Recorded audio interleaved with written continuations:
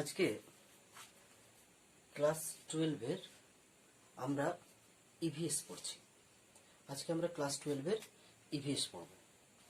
EVS এর আমাদের আজকের প্রথম এবং প্রধান আলোচনার বিষয়বস্তু একটি বিশেষ টপিক, যেটা শুধুমাত্র ক্লাস 12 এরই কাজে লাগবে ব্যাপারটা এমন নয়।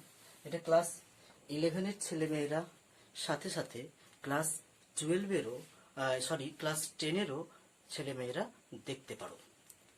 তো স্টুডেন্টসরা, আজকে মূলত আলোচনার বিষয়বস্তু ইভিএস। আমি একটু ক্লাস 12 এর ইভিএস এর নাম্বার ডিস্ট্রিবিউশনটা শর্টে বলি। আমরা জানি এটা 100 নম্বরের টোটাল এক্সাম। এই 100 নম্বরের মধ্যে 80 মার্কস হচ্ছে থিওরি, আর 20 মার্কস হচ্ছে যে তোমাদের প্র্যাকটিক্যাল অর্থাৎ প্রজেক্ট। 20 মার্কসে তোমাদের প্রজেক্ট করতে হবে।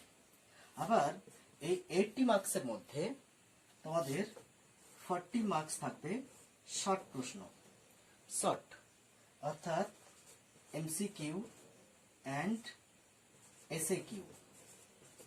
ওকে, এমসিকিউ অ্যান্ড এসএকিউ। আর 40 মার্কসের বড় প্রশ্ন, তার মধ্যে 5টা করতে হবে 8 নাম্বারের।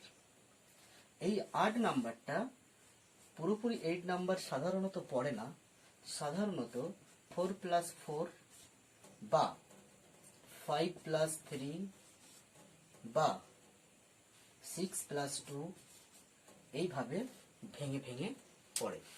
100 marks, 80 marks theory, 20 marks project. 80 মার্কসের মধ্যে 40+40, 40 হচ্ছে এমসিকিউ অ্যান্ড এসএকিউ, আর 40 হচ্ছে যে বড় প্রশ্ন। 8 নাম্বার করে পড়ে। 5টা, 4×4 8 এইভাবে ভেঙে দিতে পারে, 5×3 8 এইভাবে ভেঙে দিতে পারে, 6+2 এইভাবেও ভেঙে দিতে পারে। এটা হচ্ছে যে আমাদের নর্মাল নাম্বার ডিস্ট্রিবিউশন। তো এই নাম্বার ডিস্ট্রিবিউশনের পরে আমরা আস্তে আস্তে পড়াশোনার দিকে চলে যাচ্ছি মেইন টপিকসে। মেইন টপিকসের মধ্যে আজকে আমরা একটি গুরুত্বপূর্ণ টপিকস নিয়ে আলোচনা করব। সেটি হচ্ছে যে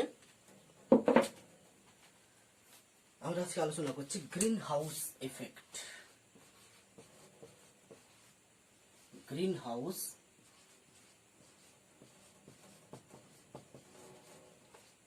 এফেক্ট বা গ্রিন হাউস প্রভাব।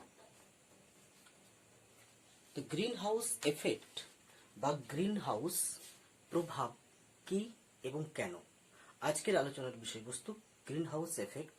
What is green house effect এবং হোয়াই, কেন গ্রিন হাউস এফেক্ট আজকে এত চর্চিত এবং আলোচিত বিষয়। এটাই আমাদের আলোচনার মূল বিষয়বস্তু।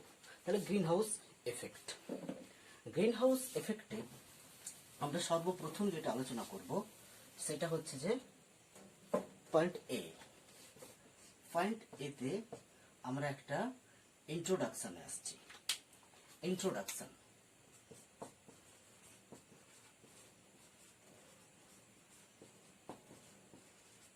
ইন্ট্রোডাকশন। গ্রিন হাউস ব্যাপারটা কি?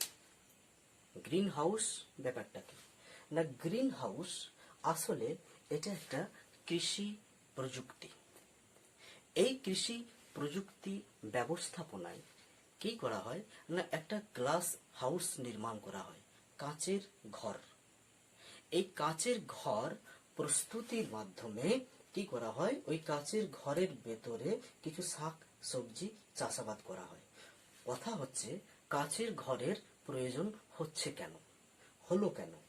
সাধারণত শীতল এলাকাগুলোতে, আমাদের পৃথিবীতে যে সমস্ত শীতল এলাকাগুলি আছে, কোল্ড কান্ট্রি, সেই সমস্ত শীতল এলাকাগুলিতে কি হয়, সারা বছর ধরে সৌরশক্তি যথেষ্ট পরিমাণে কিন্তু আসে না।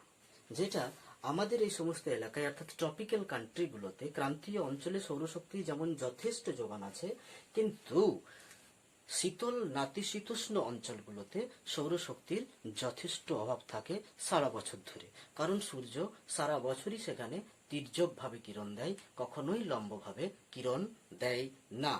তাই সৌরশক্তির অভাব আছে। তাহলে কি বললাম? শীতল নাতিশীতোষ্ণ অঞ্চল। আমরা জানি এটা ধরো নিরক্ষরেখা। নিরক্ষরেখা এর আশেপাশে কি আছে? ক্রান্তীয় অঞ্চল। ক্রান্তীয় অঞ্চল যথেষ্ট সৌরকিরণ আছে। এই ক্রান্তীয় অঞ্চলের খানিকটা উপর নিচে একইভাবে এইটা হচ্ছে নাতিশীতোষ্ণ অঞ্চল। এইটা হচ্ছে নাতিশীতোষ্ণ অঞ্চল। এটা নাতিশীতোষ্ণ অঞ্চল। এই নাতিশীতোষ্ণ অঞ্চলে অর্থাৎ এর আবার দেখো নাতিশীতোষ্ণ অঞ্চলের উপরে আছে কি? পোলার রিজিয়ন, তাই তো, অত্যন্ত ঠান্ডা এলাকা। এটা মাঝারি ঠান্ডা এলাকা। এই শীতল নাতিশীতোষ্ণ, এই নাতিশীতোষ্ণ অঞ্চলের দুইখানা ভাগ। এইটাকে বলা হয়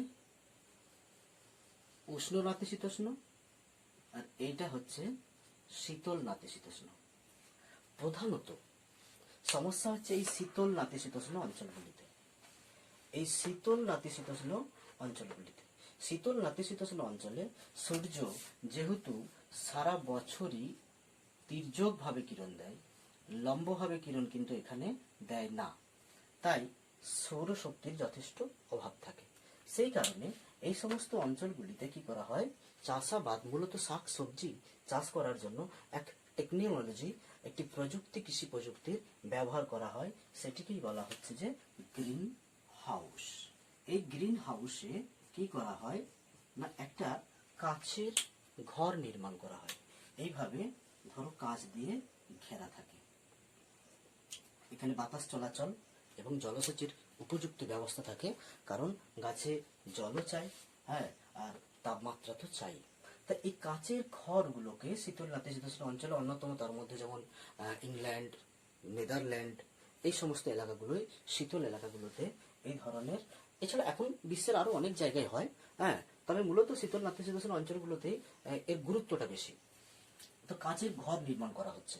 এই কাচের ঘর রে কি হয়, দিনের বেলাতে যে সূর্যরশ্মি ক্ষুদ্র তরঙ্গ রূপে আসে, সে তো সরাসরি প্রবেশ করতে পারে, অসুবিধা নেই, অর্থাৎ হিট এনার্জি এসে প্রবিষ্ট হয়। কিন্তু রাতের বেলাতে যখন ভূপৃষ্ঠ তাপ বিকিরণ করে, যেটা বৃহৎ তরঙ্গ রূপে যায়, লং ওয়েভ রেডিয়েশন, যেটা বৃহৎ তরঙ্গ রূপে যায়, সেটা এই কাচের স্তর, কাচের যে ছাদ, সেটাকে ভেদ করে বাইরে বেরোতে পারে না। ফলে যে সূর্যরশ্মি, যে তাপ এই কাচের ঘরের অভ্যন্তরে প্রবিষ্ট হয়েছিল, সেটা আর বাইরে বেরোতে পারছে না। ফলে কাচের ঘরের মধ্যে তাপ অবরুদ্ধ হয়।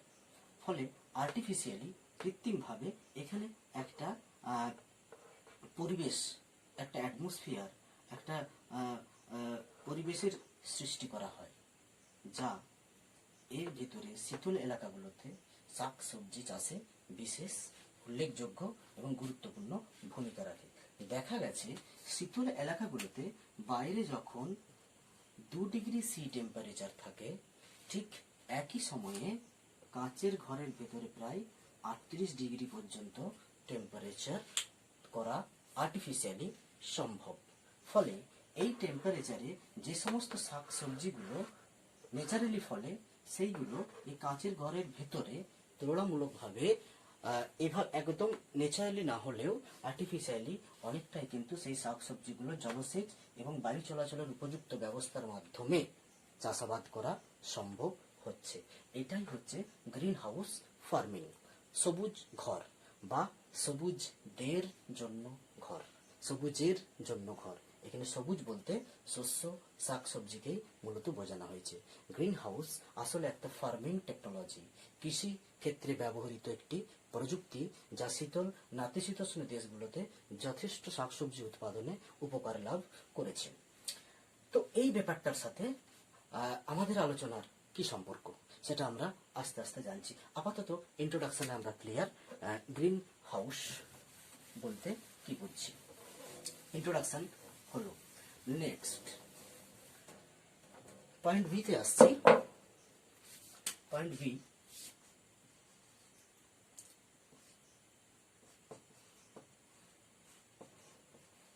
Historical background.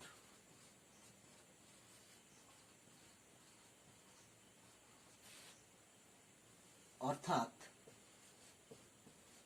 ঐতিহাসিক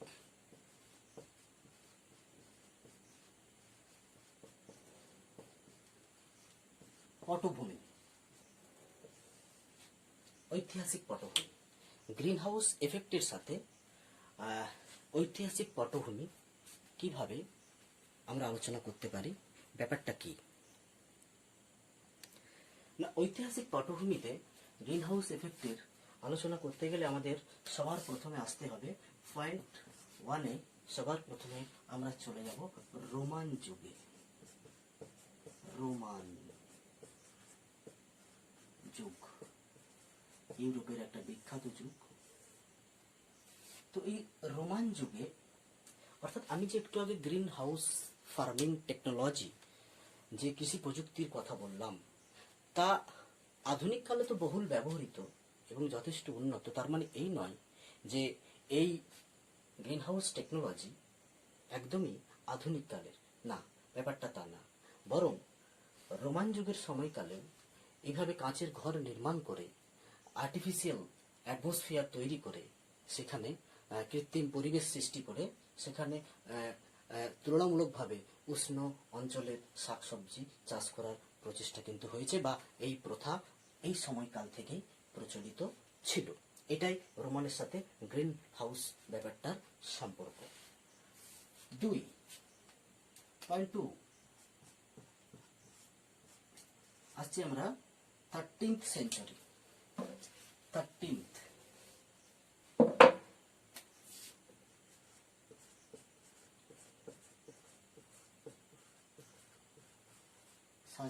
সেঞ্চুরি और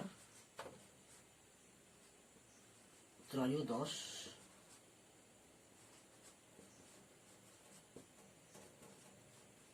শতাব্দী। ত্রয়োদশ শতাব্দীতে ব্যাপারটা কি দাঁড়াচ্ছে না, ত্রয়োদশ শতাব্দীতে যে ব্যাপারটা দাঁড়াচ্ছে সেটা হচ্ছে যে এই সময়কালে রোমান যুগে যে গ্রিন হাউস টেকনোলজি ব্যবহৃত হচ্ছিল বা হতো, তো সেটা তুলনামূলকভাবে আরেকটু ডেভেলপড হয়, উন্নত হয়। এই সময়কালে লোকজনরা কি করেছিল না, বিদেশ থেকে বিভিন্ন শাক সবজির বীজ নিয়ে এসে চাষাবাদ করা কিন্তু তারা চেষ্টা করেছিল বা করত। অর্থাৎ এই সময়কালের তুলনায় এই সময়ে গ্রিন হাউস টেকনোলজি, কৃষি প্রযুক্তিটা তুলনামূলকভাবে উন্নত হয়, কারণ বিদেশি শাকসবজির অ্যাডাপ্টেশন অলরেডি এনারা শুরু করেছিলেন। নেক্সট পয়েন্ট 3, 1827 1827 খ্রিস্টাব্দ। 1827 1827 খ্রিস্টাব্দ নাগাদ একজন ফরাসি গণিতজ্ঞ, তার নাম হচ্ছে জে.এ. ফুরিয়ার।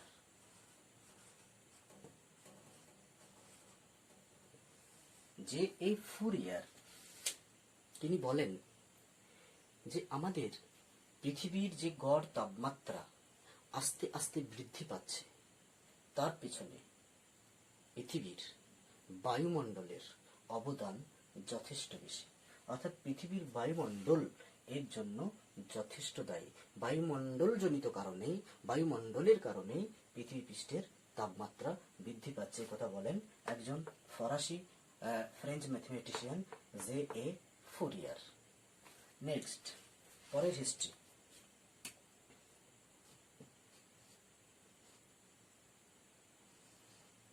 (1860) 1896 খ্রিস্টাব্দে আরেক বিজ্ঞানী টিন্ডাল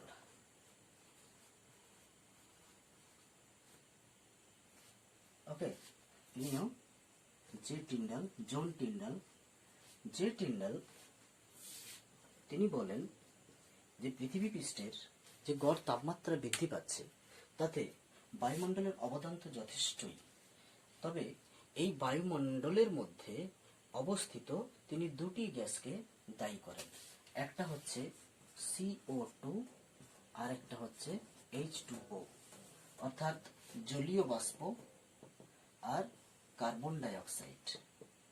এই দুটি গ্যাস বায়ুমণ্ডলের তথা পৃথিবী পৃষ্ঠের গড় তাপমাত্রা বৃদ্ধিতে বিশেষ ভূমিকা পালন করছে বলে জে টিন্ডাল আবিষ্কার করেন এবং তিনি এই তথ্যটি জানান দেন। Next, history 5, 1896। একজন সুইডিশ কেমিস্ট, সুইডেনের রসায়নবিদ, তিনি, তার নাম হচ্ছে আরহেনিয়াস।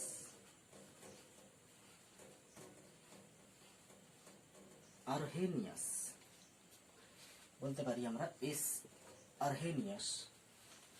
এই আরহেনিয়াস তিনি বলেন এই দুটির মধ্যে তিনি CO2 কে বিশেষভাবে দায়ী করেছিলেন পৃথিবী পৃষ্ঠের অথবা গ্রিন হাউস এফেক্ট হওয়ার অন্যতম, পৃথিবী পৃষ্ঠের গড় তাপমাত্রা অথবা গ্রিন হাউস এফেক্ট হওয়ার অন্যতম কারণ হিসেবে CO2 কে দায়ী করেন।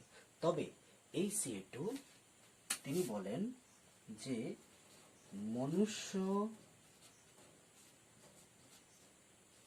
সৃষ্ট উৎসগুলি থেকে যে CO2টা আসছে, অর্থাৎ কলকারখানা, অতিরিক্ত যানবাহন চলাচল প্রভৃতি উৎস থেকে বায়ুমণ্ডলে CO2 সংযোজিত হচ্ছে, এবং এই যে CO2 সংযোজিত হচ্ছে, এই CO2 হচ্ছে অন্যতম প্রধান কারণ, বিশেষত মনুষ্য উৎসগুলি থেকে সংযোজিত CO2 বায়ুমণ্ডলে, এটি হচ্ছে প্রধান কারণ যা বায়ুমণ্ডল তথা পৃথিবী পৃষ্ঠের গড় উষ্ণতা আস্তে আস্তে বৃদ্ধি করছে। এই অবস্থায় এই বিষয়বস্তুটা তিনি উত্থাপন করে তিনি পৃথিবী পৃষ্ঠকে সর্বপ্রথম বলেন হট হাউস। পৃথিবী পৃষ্ঠকে তিনি হট হাউস রূপে অভিহিত করেন। এই হট হাউস কথাটাই পরবর্তী ক্ষেত্রে গ্রিন হাউসে রূপান্তরিত হয়েছে।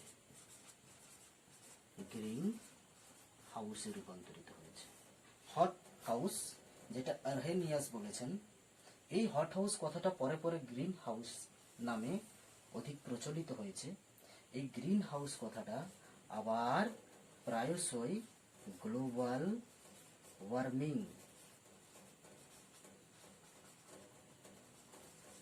কথার সাথে একই সাথে ব্যবহৃত হয়। Hot house, green house, global warming.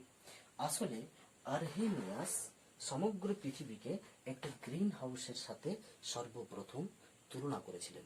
আমরা গ্রিন হাউস পড়তে গিয়ে দেখেছিলাম কিভাবে কাঁচের ঘরের ভেতরে আর্টিফিশিয়ালি তাপমাত্রা বৃদ্ধি করে চাষাবাদ করা হচ্ছে। এটা একটা টেকনোলজি, এটা একটা ভালো দিক।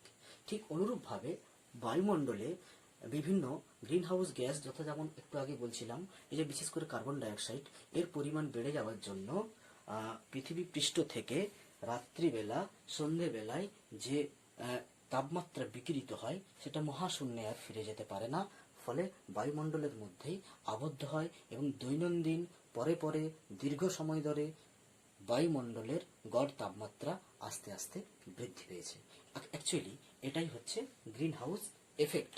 আর বিজ্ঞানী আরহেনিয়াস পৃথিবী পৃষ্ঠকে গ্রিন হাউস এফেক্টের সাথে, পৃথিবী পেল সমগ্র পৃথিবীকেই গ্রিন হাউসের সাথে তুলনা করে হট হাউস কথাটা ব্যবহার করেন। প্রশ্ন যদি আসে যে গ্রিন হাউস, পৃথিবীকে গ্রিন হাউসের সাথে সর্বপ্রথম তুলনা করেছিলেন কে, না বিজ্ঞানী আরহেনিয়াস।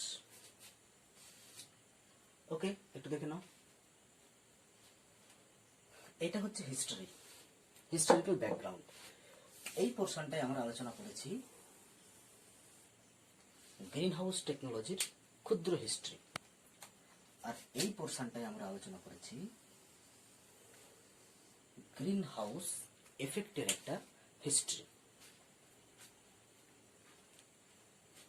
দেখে নাও।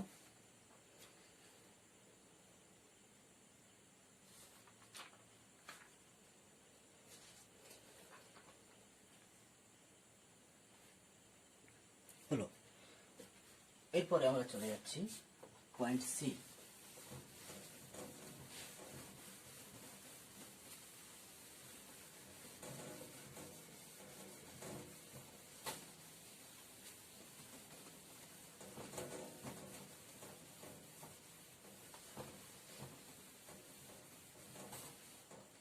পয়েন্ট সি, পয়েন্ট সি হচ্ছে আমরা সংজ্ঞা। কিসের সংজ্ঞা? না গ্রিন হাউস এফেক্টের সংজ্ঞা।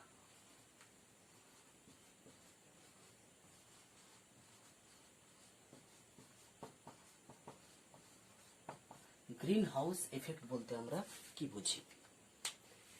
সংজ্ঞা লিখি। না গ্রিন হাউস এফেক্ট বলতে আমরা বুঝি বিজ্ঞানী খুল্লার এবং রাও এর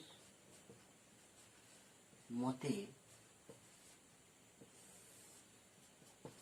বিজ্ঞানী খুল্লার ও রাও এর মতে দা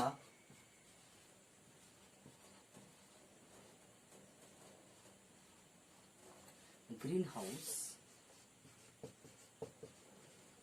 effect is the retention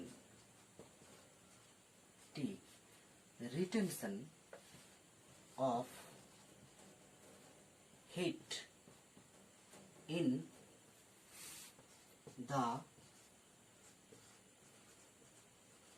lower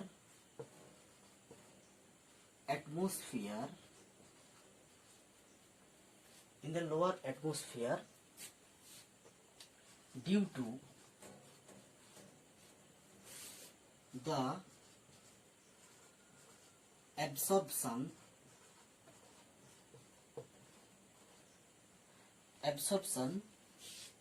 and